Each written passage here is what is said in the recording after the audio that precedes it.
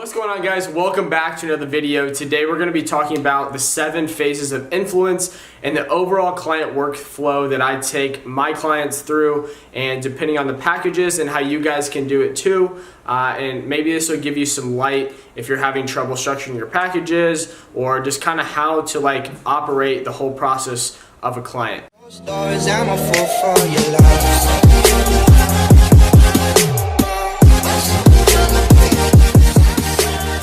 What's going on, guys? Welcome back to another video. Today we're going to be talking about the 7 phases of influence and the overall client workflow that I take my clients through, and depending on the packages and how you guys can do it too. And maybe this will give you some light if you're having trouble structuring your packages, or just kind of how to operate the whole process of a client.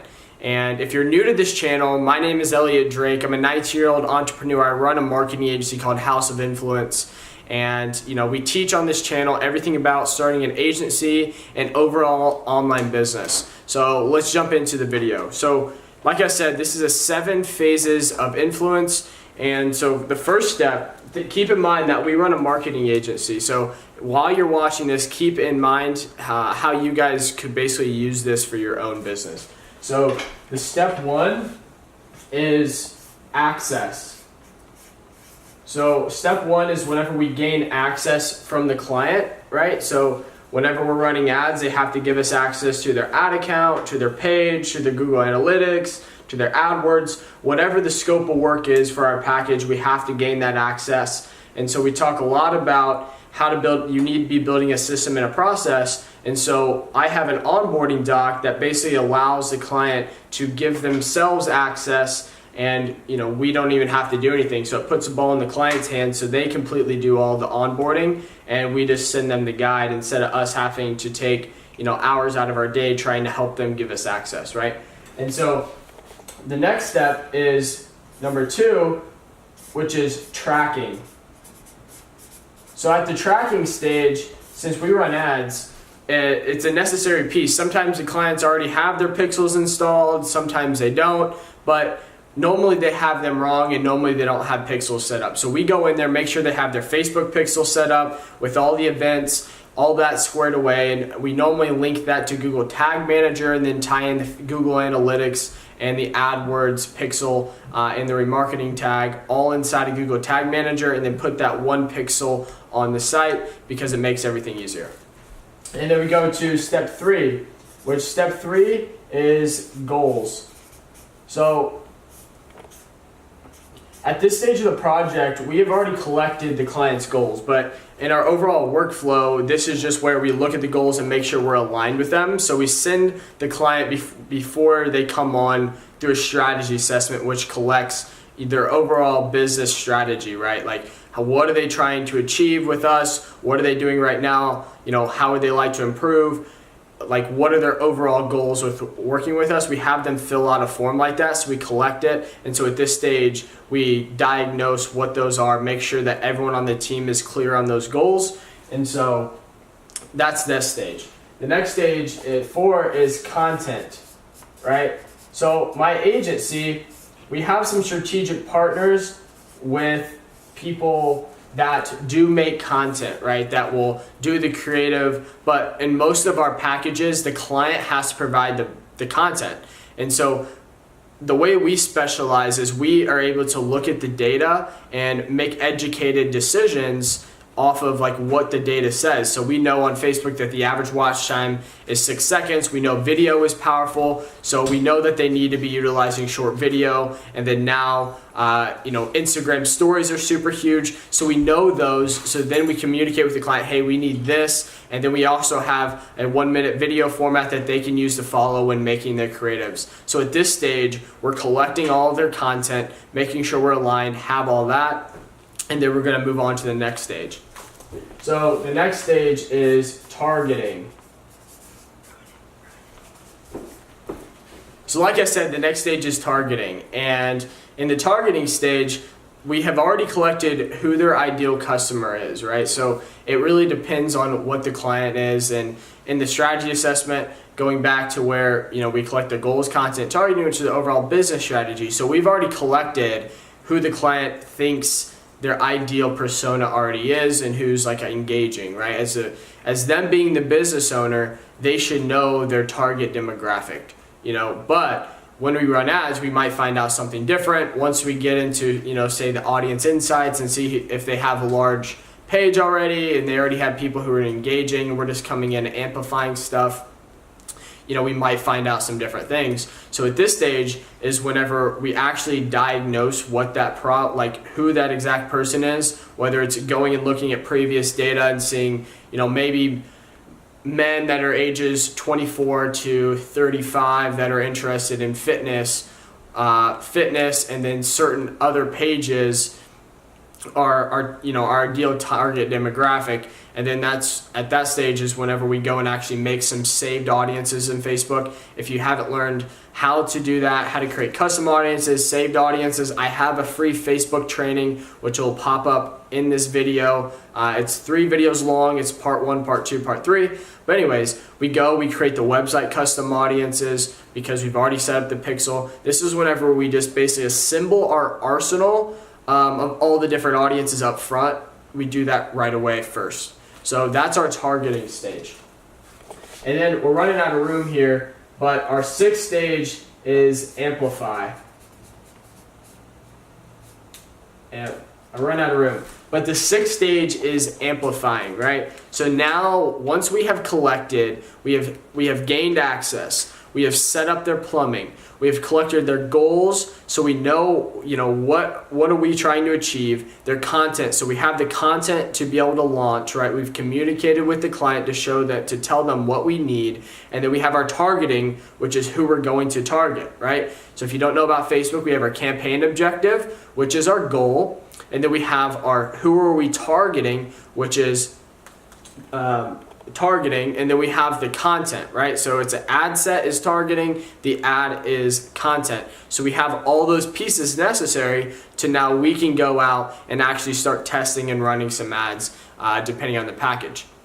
And so at the amplifying stage, this is where we're testing things, right? We're doing lots of split testing, seeing what creatives are working, because what we do, what our agency does is we don't go out there and just throw $100 on some creatives and on, you know, different ad sets, right? We don't go out there and blow the client's budget right away. What we do is we spend the least amount of budget, normally $2 a day to start.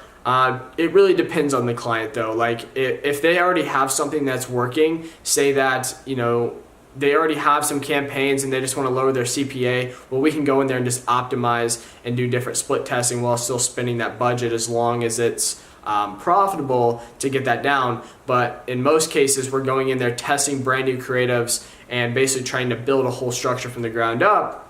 And so we start with a low budget test, and then we kill the things that aren't working, and then the ones that are working, then we move and we scale those, which goes into the final step, which is ongoing, which number 7 is optimization. Right?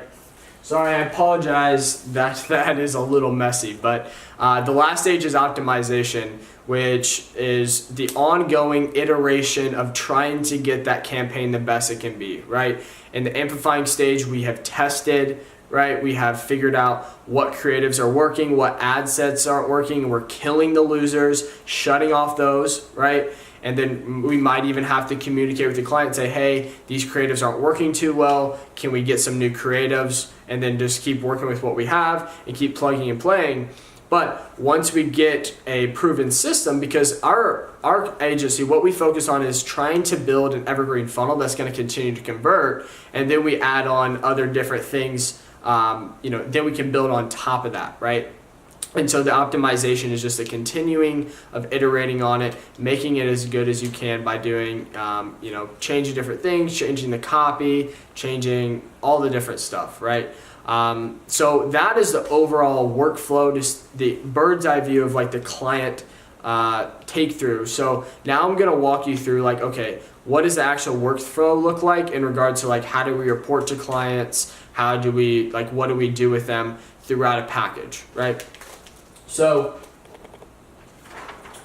what we do here, and you guys should implement as well, is whenever you take on the client, keep in mind you're taking them through the 7 phases of influence, right? But on a daily basis, keep in mind that we are running the ad. So on a daily basis, what we're doing is spending 15 minutes in the ad account tuning, right? And if we make different changes or we see something, a lot of times we don't. We just make a little tweak and keep letting Facebook learn and keep, seeing things over the week. Then we'll send a little update in Basecamp, which is our project management system, right? We'll send a little update, maybe to the client of what we did, or even the internal thread just to our team, so then they're aware of whoever's responsible for that different account keeps the rest of the team. We follow RACI, which is responsible, accountable, consulted, informed, in our project management, right? And so they might do their little ad check, and then they might see something where they're like, hey, we need a little bit more creative, I think, but hey, let's let this run and see if things get better over the week, right? That's kind of what we do there. And then on a weekly basis, but also keep in mind this next one, it really depends on what your package is. Our highest paying retainers, a lot of times we'll do like every other day updates just because we give them the extra support. It really depends on what they are paying for. But on a weekly basis, we send a detailed ad update following MAA, right? And MAA is metrics, analysis, and action. And so this is a core principle that we just follow whenever we're making our updates. It's looking at the numbers, because keep in mind that we run an advertising agency, but this is applicable to you as well. Metrics, which is looking at the numbers, analyzing what they mean, and then what action needs to be taken. So in our updates, it follows that format. Here are the numbers, here's what they mean, and then, okay, since this is going on, we need new creative. We are going to split test some new copy, right? So there's always, the action is the most important, because the numbers mean, great, the numbers are, doing well, but like, what do they mean, right? The client has paid us for a reason, and so you have to make sure that you allow them to understand, which goes back to the 3 reasons why people buy. 1, they don't understand, they don't see a need, they don't buy, which is the first one, they don't understand. So if they don't understand that things are good, then they're not going to stay with you. So you have to make sure that they understand why these numbers are good, and then what are the action steps that need to be taken to continue to iterate and make things better, right? And then just apply it to whatever you're doing, right? If you're selling your consulting or whatever, it's just metrics, analysis, action, reporting, and iterating, right? Just looking at the performance of my clients. What do they mean, right? Does it mean that my product sucks and I'm not doing good at training? So do I need to flip it? And then actionable steps. So if it sucks and what I'm teaching sucks and my clients are getting results from my consulting, then, maybe I need to change that, right? You see how that's applicable to everybody? And then on a monthly basis, we will send a detailed slideshow which gives a full breakdown of the campaign performance, right? So at the end of the month, we do a full breakdown of, okay, are we profitable? And then we just continue to relate that to their goals. So even inside of our little slide, we call it a success tracker. On the front page, we have clearly right at the top, what are the goals of the client that the client stated, at the beginning, right? Did they want to grow their following? Did they want to grow their engagement? Well, if those were some of their clear goals, then we're going to report on those exact goals, because at the end of the day, that's what they got, right? If their main thing was getting engagement, and then you're just reporting on revenue generated is great, right? Obviously they want to see an ROI, but you need to make sure that you, in your monthly reports and even your weekly updates, are basically reporting to the client's goals and exactly, how, what they want exactly. You know what I mean? There's other ways to collect this data. We use DataBox, which will pull all of the data from the ad account or Google Analytics into this integrated dashboard. That's really cool. And then we'll just take screenshots of that and then put it in there. But then also for our premium clients, we'll actually sign them up for their own DataBox dashboard, which is really cool, and another value proposition to add on to your packages. You guys can look it up. It's just databox.com. Great software. But yeah, that is the overall workflow that I take my clients through. Oh, and I forgot one actually. I apologize. At monthly, right? So after we put a detailed slideshow together and we send this over to the client, whenever it's done, right? We send that over to the client normally 24 hours before our meeting. And then at the end of the month, we have a video call because all of my clients are all over the world, right?